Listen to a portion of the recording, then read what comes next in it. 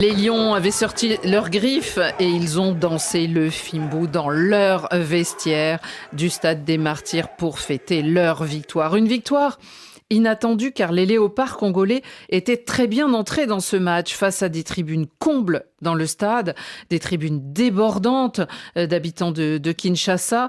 Ils menaient 2-0 grâce à Bakambu et Wissa jusqu'à la 40e minute. Les Congolais ont été rattrapés ensuite et puis battus. Eux qui voulaient maîtriser le Sénégal, je crois qu'Euro c'était l'expression qui faisait sourire, eh bien ils ont été maîtrisables comme écrivent ce soir les Sénégalais. En tout cas, c'est eux qui ont été maîtrisés, ces joueurs congolais. Et pour le sélectionneur Pape Thiaw que l'on va écouter, le plan sénégalais semble s'être déroulé comme prévu. On ne pouvait pas venir ici et dire qu'on était favori si on était à la deuxième place. On a joué le même nombre de matchs et ils étaient premiers. Je pense que le favori, c'était la RDC. Et devant son public, un beau public qui a montré, qui a poussé son équipe jusqu'au bout. Et voilà, nous, comme je vous l'ai dit hier, on était venu pour chercher quelque chose. Et je pense que quand on voit cette équipe, comment ça joue, ces garçons, comment ils écoutent les consignes, ça se voit que le Sénégal était venu pour chercher quelque chose. Donc voilà, on a gardé nos principes de jeu, aussi sur les phases de jeu quand on a un ballon ou quand on l'a pas. Pour féliciter les Sénégalais, rien n'est fait. On sait qu'il reste 2 matchs. Voilà, nous, on va les jouer à fond. On a 2 autres finales à jouer et on va les jouer à fond pour aller à la prochaine Coupe du Monde. Pape Thiaw, donc, en sortie de match, un ton plutôt tranquille. Peut-être est-ce le message d'ailleurs qu'il diffuse à son équipe. Est-ce que vous aussi, vous avez été impressionné par cette équipe qui finalement avait soif, entend-on, Yoro, de montrer pourquoi on dit qu'elle est favorite? Parce que moi, ce qui m'a frappé dans ce match à Nice, c'est le mental de l'équipe. Quand ils ont été menés 2-0, je voyais, d'ailleurs, c'est très bien d'avoir des joueurs d'expérience dans une équipe. Sadio Mané qui prend le ballon et qui demande aux joueurs d'être calmes, rien ne jouer, ce n'est que 2-0 parce qu'ils étaient sûrs de leur talent. Que 2-0, ouais, c'est quand même énorme dans un match. C'est énorme, mais quand même... À l'extérieur. Moi, je crois que c'est ce qu'un joueur d'expérience apporte. Je suis sûr qu'il n'était pas sûr qu'on pouvait égaliser ni gagner, mais le fait qu'ils disent aux joueurs, c'est pas encore terminé, calmez-vous, jouons le jeu. On a les moyens de revenir, et puis ce but chanceux, parce qu'il y a Iliman Ndiaye qui frappe, le gardien, je sais pas, il aurait pu pousser un petit peu sur ses jambes, le ballon ricoche sur un poteau, et on marque un but juste avant la mi-temps, ça régulerait cette équipe.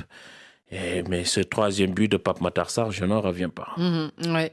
Et d'autant plus qu'il était rentré peu de temps avant. Il était rentré une dizaine de minutes avant. Il y a eu ce passage de témoin entre Sadio Mané qui sort pour Sabali. Sabali, son idole, c'est Sadio Mané. Il le remplace, il fait cette passe D. Pape Matar Sarr, qui a été énorme 3 jours avant, parce que c'est lui qui marquait le second but face au Soudan. C'est le meilleur buteur du Sénégal dans ses éliminatoires. Et qui entre, qui marque. Et Pape Matar Sarr en Première Ligue cette saison, c'est énorme aussi. On l'a vu même lors de la finale qui est posée Tottenham au Paris Saint-Germain.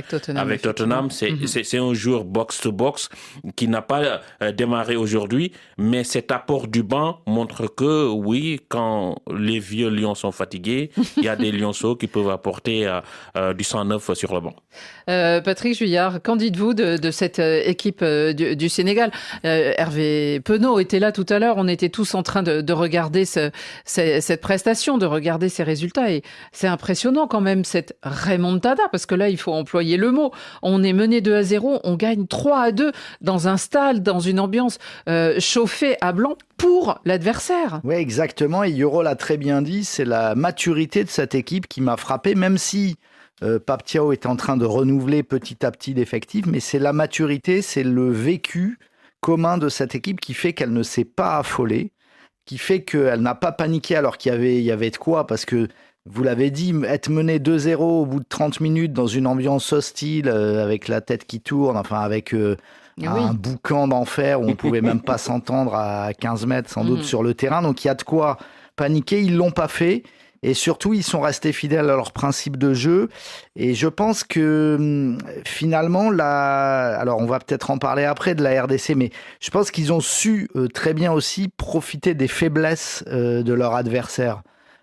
surmonter leur passage à vide à eux et profiter des faiblesses de l'adversaire. Donc il y avait tout, il y avait à la fois une certaine assurance, une certaine croyance en ses propres qualités, mais aussi la capacité à appuyer là où ça faisait mal chez autrui. Donc vraiment un match de masterclass du Sénégal et un match de classe mondiale, un peu dans la lignée de ce qu'ils avaient fait en amical. Alors ça n'était qu'un amical, mais contre l'Angleterre, où là aussi ils avaient réussi à retourner un adversaire et non des moindres. Donc, c'est une équipe qui gagne en maturité et ça c'est très très prometteur pour la suite. Oui, parce que cette équipe du Sénégal, rappelons-le, dans ces derniers temps, depuis qu'elle a été sacrée, elle, championne d'Afrique en 2021, elle aligne les matchs sans défaite. C'est le 23e. Exactement. Et il y a eu le Brésil aussi qui avait été... Qui est passé à la trappe. Exactement. On a vu l'Angleterre, effectivement, et cette série de matchs sans défaite. À quoi c'est dû? Parfois, on parle de la transition entre un sélectionneur et un autre, aussi entre les effectifs, parce que finalement, les champions d'Afrique, ils l'ont été en 2021, mais c'était à peu près les mêmes qui étaient finalistes en 2019 contre l'Égypte, justement, en Égypte, contre l'Algérie, pardon, en Égypte. Donc, on se dit, est-ce que ce renouvellement se fait d'une autre façon avec le Sénégal, Yoro, plus en douceur peut-être? C'est en douceur parce qu'aujourd'hui, vous regardez la composition de départ. Diouf, il est là depuis moins de 6 mois. Il a fait de très bons matchs avec les Lions. D'ailleurs, il signe dans la foulée à West Ham pour quand même 20 millions d'euros. Pape Matar Sarr, Sabali, Lamine Camara, ils n'ont pas encore 23 ans, c'est de jeunes joueurs. Mais derrière, il y a les Kalidou Koulibaly, Sadio Mané, Mendy, et il y a aussi Nicolas Jackson qui est jeune. C'est un mix entre les anciens et les vieux. Et puis Pape Thiaw, il connaît bien cette sélection. Il était adjoint de Aliou. Aliou est parti, il a pris l'équipe première. Il a entraîné le CHAN, il a gagné le CHAN avec des joueurs comme Lamine Camara. Il connaît la sélection parce qu'il fait partie de cette génération de 2002. Depuis qu'il est là, il n'a pas encore eu de défaite, que de belles victoires. Espérons que ça va continuer. Mais effectivement, on citait souvent le Sénégal et le travail sur la longueur d'Aliou Cissé qui avait abouti à cette victoire sur le continent.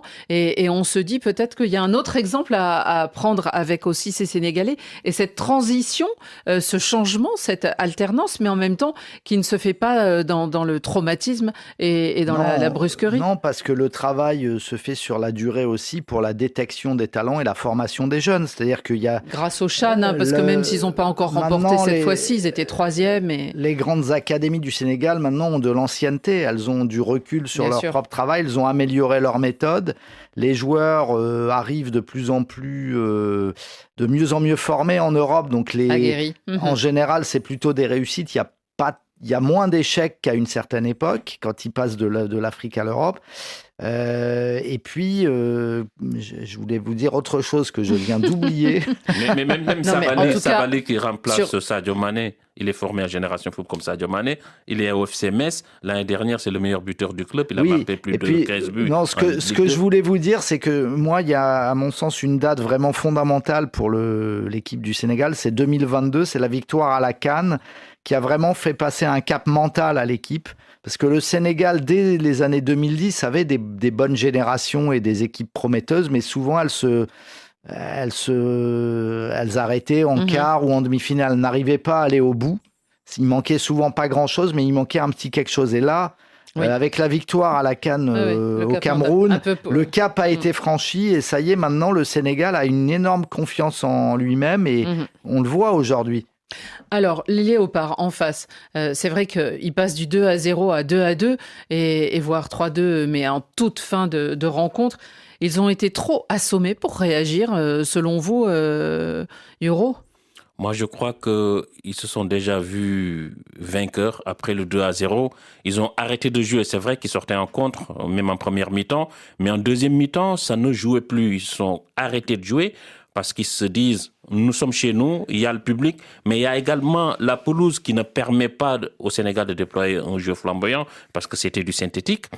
Mais quand on arrête de jouer comme ça, on se fait punir, malheureusement, pour cette équipe de la RDC. pour moi, elle avait du talent pour continuer à jouer et continuer à inquiéter cette défense sénégalaise. Surtout que cette défense, elle est lente. Kalidou Koulibaly est sec, ça fait plus de 1m90 et en termes de kilos, ça se rapproche des 90 face à la vitesse de Wissa ou de Bakambu. Meshak Elia aussi, on l'a vu sur le deuxième but. Exactement. Donc, il y avait moyen d'inquiéter cette équipe du Sénégal, mais malheureusement, après les 2-0, ils ont arrêté de jouer. Quand vous dites que le Sénégal a aussi appuyé sur les défauts de ces... les faiblesses. Les faiblesses des Léopards, évidemment, c'est en défense. Évidemment, c'est-à-dire que le Congo, Yoro l'a dit à juste titre, a marqué 2 buts sur des récupérations hautes, agressives, voire des contres, ce qui a très bien fonctionné, parce que là, pour le coup, c'est la RDC qui exploitait les faiblesses de la défense sénégalaise, la lenteur, la difficulté à se retourner de ces grands défenseurs. Une fois que le Sénégal a repris le contrôle du ballon et un petit peu avec la complicité involontaire des Congolais qui ont un peu trop laissé la balle à 2-0 en se disant on est tranquille, maintenant on va continuer à pouvoir les contrer, on va plus trop essayer de jouer, et ben, le Sénégal a appuyé là où ça faisait mal parce que c'est comme pour le Sénégal, la RDC a des faiblesses défensives, on l'a bien vu. La coordination gardien-défense centrale n'était pas au rendez-vous, même si Mbemba faisait ce qu'il pouvait, mais il ne peut pas tout faire tout seul. Oui, ça fait longtemps et puis qu'il joue physiquement, pas, il n'était pas au mieux de sa forme. On l'a connu plus saignant. Donc, mais les deux buts du Sénégal sont évitables, les deux premiers. Évidemment. Et donc, au final, les deux équipes ont eu chacune leur mi-temps, mais le Sénégal, globalement, a été bien meilleur quand même. Parce que même avant que le Congo ouvre le score, la plus grosse occasion, c'est une tête de Nicolas Jackson qui frôle le poteau et qui aurait très bien pu rentrer. Et le Sénégal aurait pu être en tête très vite dès l'entame. Donc, les Sénégalais, les voilà en tête de ce groupe. Ils étaient en retard d'1 point. Ils sont maintenant devant la RDC de 2 points. Est-ce que pour vous, c'est un tournant dans ce groupe ? Ah oui. Le calendrier, c'est évident. Il reste 2 matchs à chacune des équipes. Alors, le Sénégal ira jouer à Juba, au Soudan du Sud, puis recevra les voisins de Mauritanie. Et la RDC ira jouer au Togo et recevra ensuite le Soudan. Je crois que vu le calendrier, le Sénégal... C'est moins difficile. C'est moins difficile pour nous, il ne faut pas mentir, parce que le match le plus difficile, c'était face à la RDC. Oui, et puis, on parlait de finale, clairement. Il ne faut pas non plus oublier que c'est la 2e défaite de la République démocratique du Congo dans ces éliminatoires de la Coupe du Monde. Ils ont déjà été battus par le Soudan, alors que le Sénégal est invaincu. Et quand on a 2 points d'avance comme ça, avec un nul et une victoire, on se qualifie. Voilà, ça devrait passer pour le Sénégal. Je partage l'avis de Yoro. La RDC a loupé un coche énorme. Ouais. Une fois. Comme en 2018, comme en 2022. Bon, voilà. Ils peuvent être parmi les Ils peuvent meilleurs, être encore barragistes s'ils font un carton plein. Ils vont jouer, donc oui, vous l'avez dit... la Mauritanie puis le Soudan. Donc, le Sénégal qui accueille le Togo, donc ça peut se faire. Pour l'instant, ils sont 3e meilleur second, c'est-à-dire ils sont dans les points pour l'instant. Mais comme il reste des journées, on verra bien. Ils vont jouer le Togo, la RDC, non ? Je sais plus. Je crois que la RDC va jouer au Togo. Voilà, c'est ça. Et ensuite, elle recevra le Soudan. Ouais, tandis que le Sénégal joue Soudan du Sud et Mauritanie, ce qui est quand même plus accessible, surtout. Et la Mauritanie a été battue à l'aller, donc ce sera. Elle sera démobilisée, quoi, en fait. C'est ça. Voilà pour ce qui est donc de cette rencontre. Il y en avait